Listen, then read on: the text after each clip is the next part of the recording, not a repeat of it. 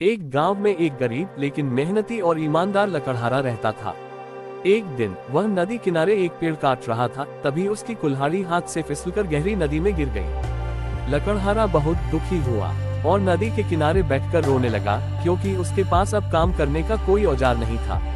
लकड़हारे का रोना सुनकर नदी से जलपरी या देवी प्रकट हुई। जलपरी ने लकड़हारे की ईमानदारी का पता लगाने लिए लकड़हारे से उसके रोने का कारण पूछा।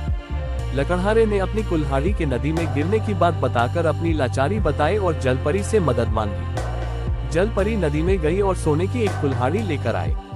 उसने लकड़हारे से पूछा कि क्या ये तुम्हारी कुल्हाड़ी है, लेकिन लकड़हारे ने ईमानदारी से मना कर दिया और कहा कि यह सोने की कुल्हाड़ी मेरी नहीं है। जलपरी फिर नदी में गई और चांदी की कुल्हाड़ी निकाली और वही सवाल पूछा। लकड़हारे ने फिर से सच कहा कि यह भी कुल्हाड़ी मेरी नहीं है। जलपरी फिर से नदी में गई और इस बार लोहे की कुल्हाड़ी लेकर आई। लकड़हारे ने तुरंत कहा कि हाँ, यह मेरी कुल्हाड़ी है।